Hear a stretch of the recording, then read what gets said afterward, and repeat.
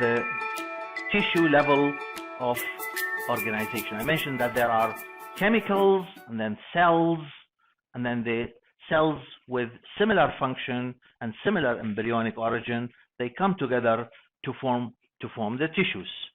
And these tissues, the study of the tissue, normal tissue is called histology. The abnormal tissue, study of the abnormal tissue, is called pathology. We are not concerned with pathology in this course. We are concerned with the study of normal tissue with the histology. And the body is formed of these 4 basic types of tissues. I think we mentioned that from the first lecture, 4 basic types of tissues. Today, I'm going to deal with the epithelial tissue, connective tissue, which is the main subject of Friday's lecture. Muscular tissue will be dealt with in the last lecture of this block, and nervous tissue is going to be dealt with in the first lecture of block 2. So we're not going to cover all the tissues in serial lectures. So the epithelial tissue, the first type of basic tissue, is either in the form of surface epithelium, which covers the surfaces of the body, like the skin. As you will see that the epidermis of the skin is a kind of epithelium, or it lines, so it lines my mouth, it lines the gastrointestinal, urinary, respiratory passages, reproductive system, are all lined by that, by the epithelium, or it is in the form of glands. So glandular epithelium, secretory part of the gland, this where it secretes, like the thyroid gland, an example of endocrine gland or sweat gland, they are formed of epithelial tissue, and the function is to protect, like in the skin, secrete, like in the glands, absorb, like in the lining of the digestive system, excrete, like in the lining of the renal system. So these are the functions of the epithelium in general. The connective tissue, it doesn't form layers. The epithelial tissue, it forms layers, but the connective tissue, it doesn't form layers because the cells, as you will see next time in more details, are separate from each other. There is a wide matrix, an extracellular material, but in the epithelial tissue, there is only a small amount of, or even negligible or even not present, extracellular material. But because we have a lot of extracellular material in the connective tissue, then we have multiple subtypes of connective tissue. Some of the connective tissue is like jelly-like, like the fatty tissue. Some of it is hard, like bone. So bone is a type of connective tissue. Some of it is fluid, like blood. Blood is in fact a connective tissue, but it is a fluid type of connective tissue. So because of this matrix that is present, we don't have matrix in the epithelial tissue. Muscular tissue has a feature of contractility, and the nervous tissue can detect changes and then will take reaction. I'm not going to go into details of these tissues because we're going to study them in detail later on. The tissues, as I said, by definition, is a collection of cells that have a similar function and a similar embryonic origin. Remember the definition that we used before. So embryologically speaking, there are 3 basic or original embryonic tissues. Ectoderm, outside, ecto, and then endoderm, the inside, the second layer, and in between them, the mesoderm. Meso means in between. So there are 3 embryonic layers, ecto, meso, and then the endoderm. And so for example, the nervous tissue is derived from ectoderm, similar embryonic origin. Connective tissue is derived from mesoderm, so as the muscle. But the epithelium, we have different types of epithelia, and each one has different embryonic origin.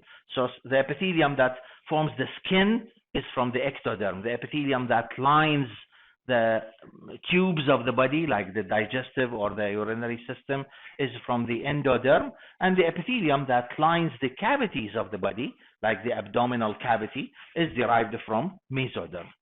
So the cell junctions, as I said, that cells in the epithelial tissue, the cells are connected, they are close to each other, there's negligible extracellular material, and there are junctions in between the cells. There are different types of junctions. They are either tight or adherents or gap or desmosomes or hemidesmosomes. Let's start with the tight junction. Here you can see the junction is a connection between proteins. So the proteins that are present in the cell membrane, they come and connect with each other, and they form like strands here, strands, and this will completely block the extracellular space. So there's nothing that can pass in between the cells. Anything that if anything can pass, it has to pass through the cell, not in between the cell. Otherwise, for example, the lining of the urinary bladder, let's say, it will ooze. If the bladder will ooze with urine if there was a space in between the cells. But because of these tight junctions, there is no way that any material can pass in between the cells. Some of these junctions, again, they are in the form of transmembrane proteins, but as you can see, they have some microfilaments attached to them, so they will prevent the separation between cells, like what happens when the muscle fibers contract. They are not separated from each other. Some other junctions, remember that the proteins, some of the proteins have pores inside them.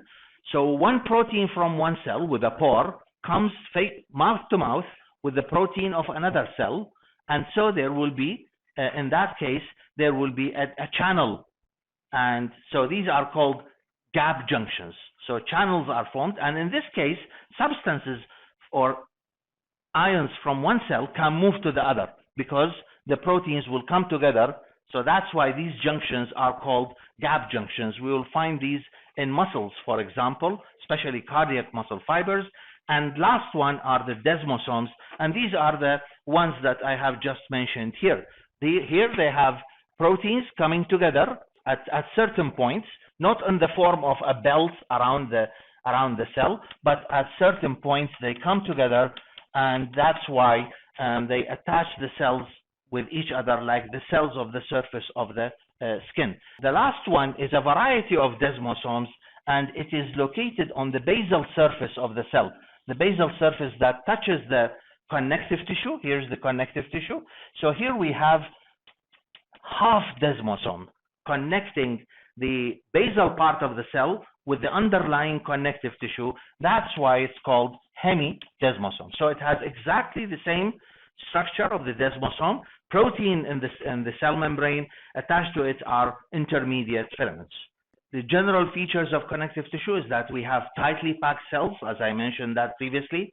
They form sheets, either they cover or they line, and there is no extracellular material. There's very little or no material in between the cells. Cells are very close to each other, as you can see them here, and the cells sit on a basement membrane.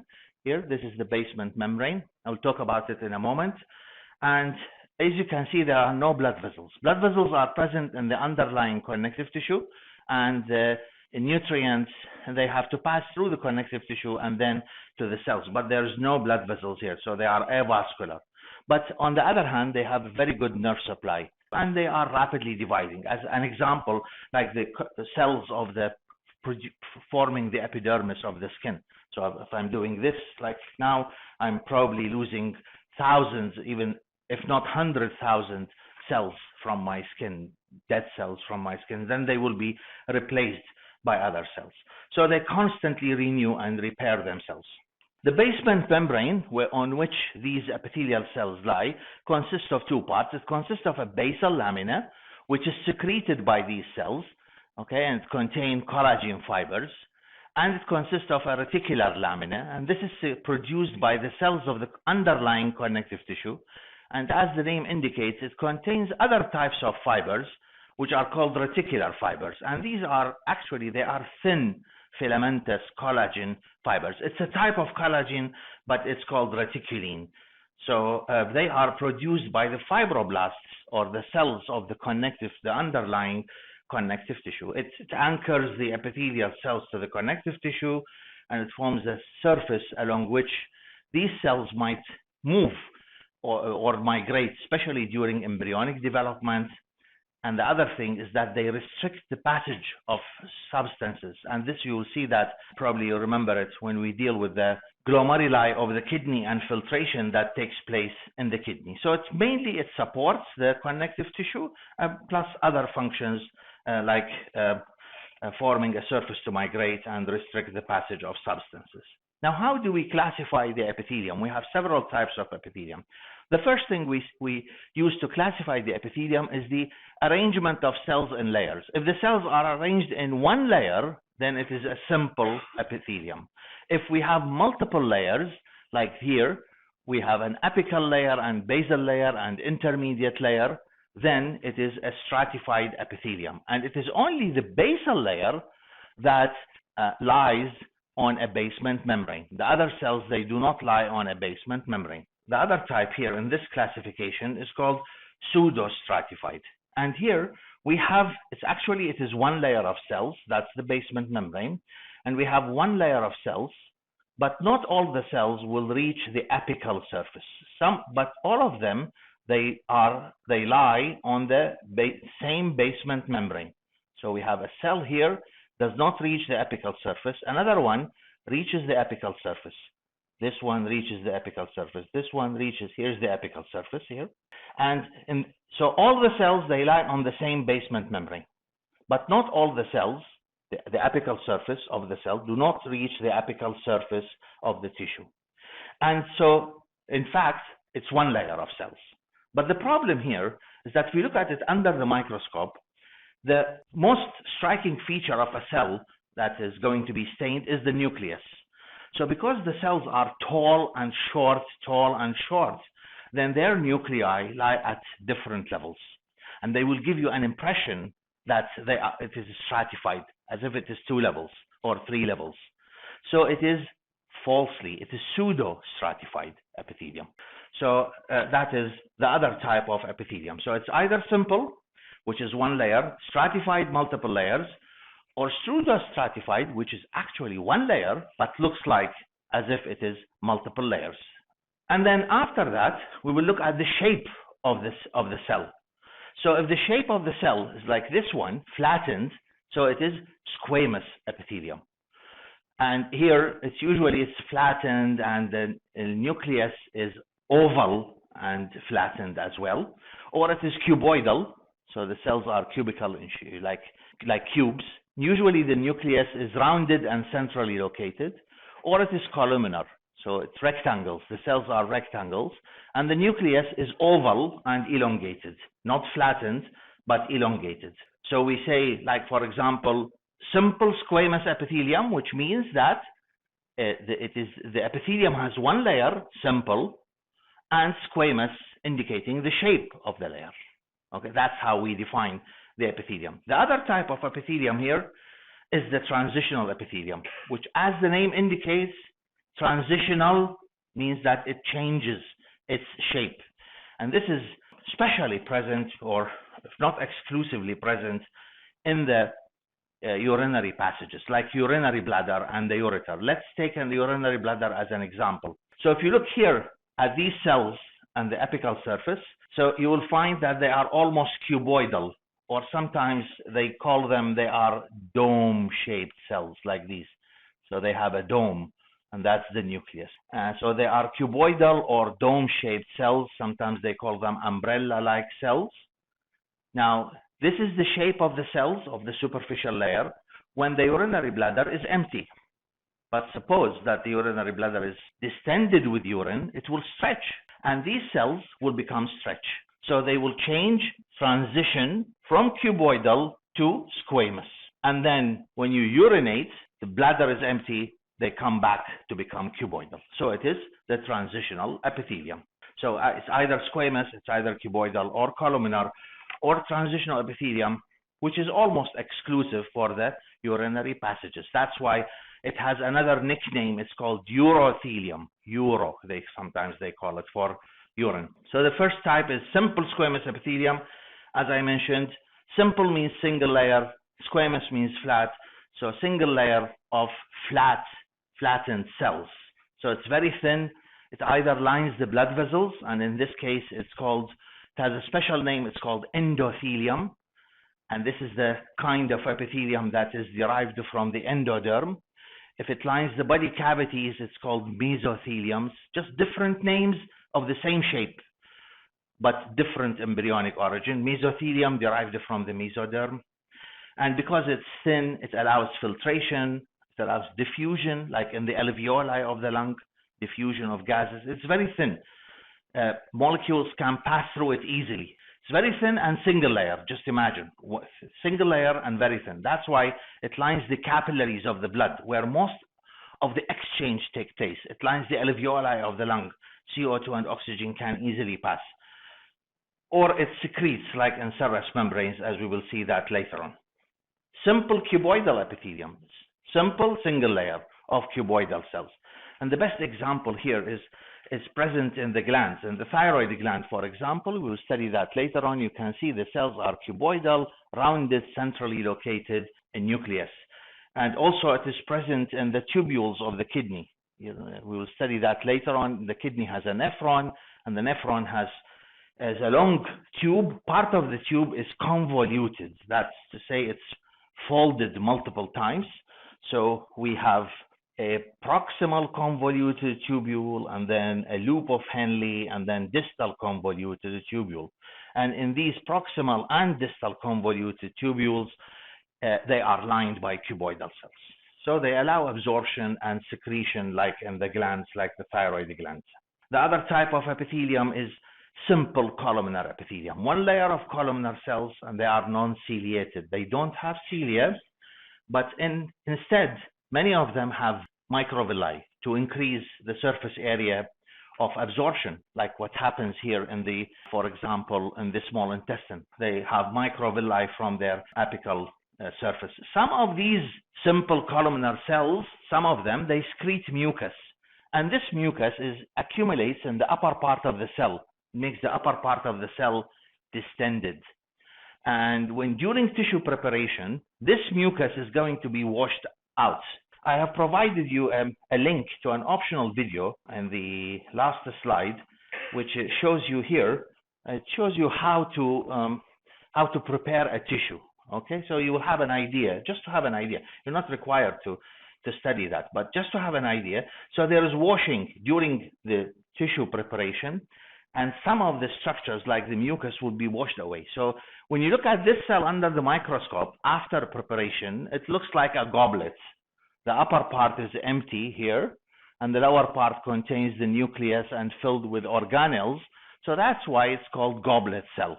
You'll find a lot of these goblet cells in the respiratory passages and in the gastrointestinal tract and the digestive system. And they are considered as unicellular glands that produce the mucus. The other type of simple columnar epithelium is the one with the cilia. Remember the difference between cilia and the villi. The villi, they just increase the surface area. They are non-motile. The cilia are the motile ones. So we have these are for the cilia. They have sweeping action. They can be present in the respiratory epithelium, like in the bronchioles, the tiny respiratory passages. So they wash away the carbon particles and the dust particles, or they can be present in the fallopian tube, in the uterine tube, so that in order to move the ovum from the ovary to the uterus. Or we have the pseudostratified columnar epithelium. And this, the best example of pseudostratified columnar epithelium, which has cilia and goblet cells, is present in the upper respiratory passages, in the trachea, in the bronchi. Okay, this is sometimes it's called respiratory epithelium because it's a characteristic feature. It's only present there. The pseudostratified columnar ciliated epithelium with goblet cells. Now you should know all these terms. Pseudostratified, what does it mean? Columnar ciliated epithelium with goblet cells. The goblet cells are part of the epithelium that produces mucus, and they are called goblet cells because they look empty. The apical part of the cell looks empty during tissue preparation. And you need it in the respiratory passages. You need the mucus to trap the particles, and you need the cilia to sweep them away. So you need this combination of structure in order to perform a function. In the epididymis, you will study the epididymis. It's a very folded tube very close to the testis, and it is where the sperms are stored, And so it's also lined with pseudostratified columnar epithelium, but it is non-ciliated and doesn't have goblet cells. It's used for absorption.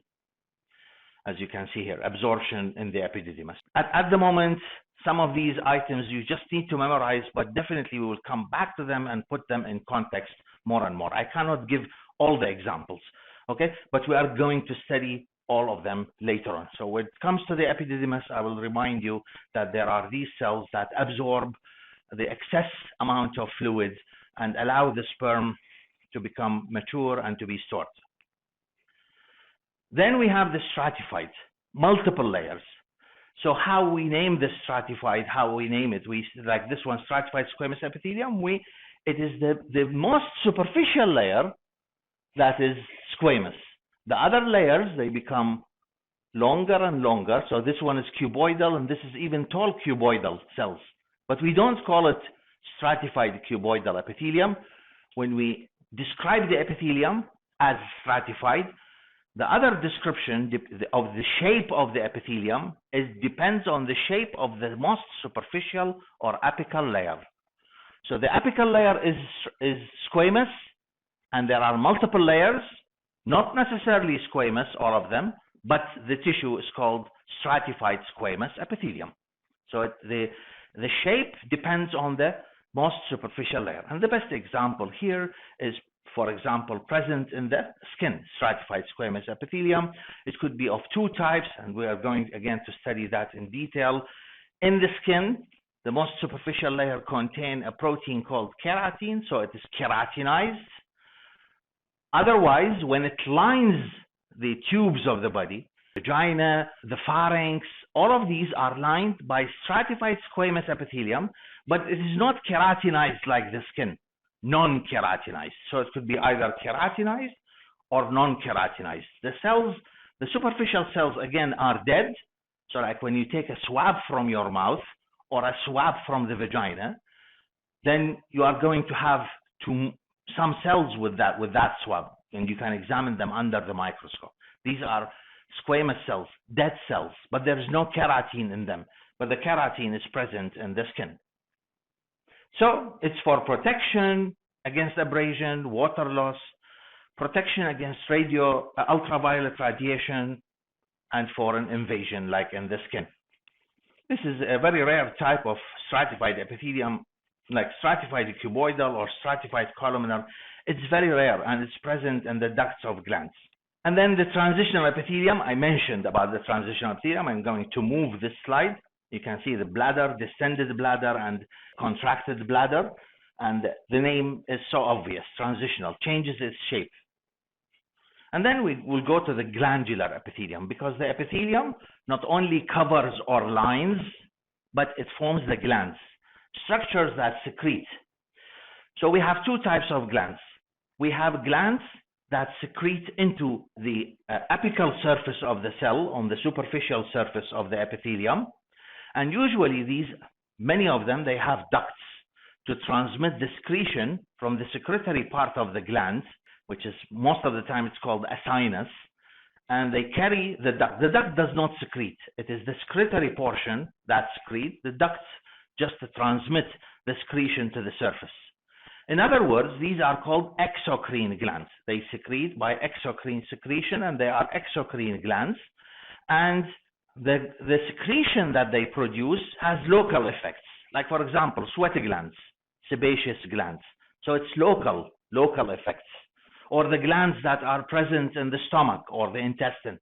They secrete locally and affect locally. The endocrine glands, on the other hand, they do not have ducts, but they secrete hormones. These hormones are secreted from the cell, and they reach the blood vessel, and they will be circulating in the cardiovascular system. So they have far-reaching effects. Like, for example, the thyroid gland is an endocrine gland present in the neck, but every cell in the body will be affected by its hormone because the hormone is circulating. So that's the difference. So these endocrine glands, they don't have ducts. They don't need ducts.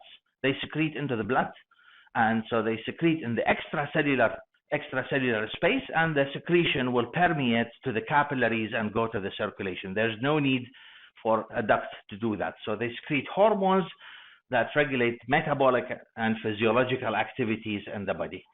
Examples is the thyroid gland and the pituitary gland. Many others are. The adrenal gland are another type of endocrine glands. Pituitary glands are located in the brain, just below the brain, part of the brain. We have an example here of a mixed gland. Endocrine, exocrine. We're going to study it in more details, but just to want you to see it here, it's the pancreas. You can see this is the tissue of the pancreas. Most of the tissue of the pancreas is formed of acini, like this one, that secretes digestive enzymes which will reach the duct, and these ducts, they open into the duodenum, to the small intestine, and so they are digestive enzymes and act locally. But in the middle of this big ocean of exocrine part of the gland, there are small islands called islets of Langerhans, and these contain cells, alpha, beta, delta cells. They secrete hormones that reach the blood and control the blood sugar, like glucagon and insulin. Definitely you have heard of these hormones. So this is the same gland, is endocrine and exocrine, two different entities, but they are located in the same place. It's not the same cells that produce the exocrine secretion, they produce the endocrine, but they are located very close to each other in the same organ, which is the pancreas. This is a classification of exocrine glands. It's either unicellular, and the best example now you have seen is the goblet cell. It secretes mucus. It's one cell, so it doesn't need a duct to transmit it, just secrete it from the apical surface of the cell. So goblet cell is a unicellular gland or multicellular, which is most of the exocrine glands. They are multicellular, multiple cells, and they are classified according to the shape of their duct. So it could be simple duct, one duct, or it could be branched. The secretory portion could be like rounded or acinar, or it could be tubular, like tubule, like a tube. So that's how these exocrine glands can be classified. We say like it's a simple, let's say simple acinar gland. So it has rounded acini and one duct, not a branched duct, and so on. Functionally speaking, exocrine glands, and this is important to understand, exocrine glands are of three types. Either they are merocrine, and the other name is ecrine, and this is that the cell produce substance that's going to be secreted. This substance goes to the apical surface of the cell, secretory vesicles, as you can see them here. They reach the apical surface of the cell, fuse with the cell membrane, and release the secretion. This is like, for example, salivary glands, sweaty glands, the glands of the pancreas that secrete digestive enzymes. So these are merocrine glands. The second type of glands is that the secretion is collected in the upper part of the cell, and then the upper part of the cell entirely will detach. So the cell needs to repair itself. So this is called apocrine, because the apical part of the cell, as you can see here, this happens in the breast. This is the only example in the body. The upper part of the cell is detached. The whole of the upper part of the cell is detached, and it's part of the secretion. And then the cell will repair itself after that. So we call it apocrine secretion, or we have holocrine. And as the name holo means, the whole. So here the cell accumulates the secretion, and then boom, it explodes, and the cell dies, and the secretion goes to the outside. And this is what happens in sebaceous glands of the skin. So they accumulate the sebum, the fatty material, and then the whole cell dies, and the secretion will be released. So most of the glands, actually, most of the exocrine glands are merocrine in type, but we have apocrine in the breast, and we have holocrine in the sebaceous glands.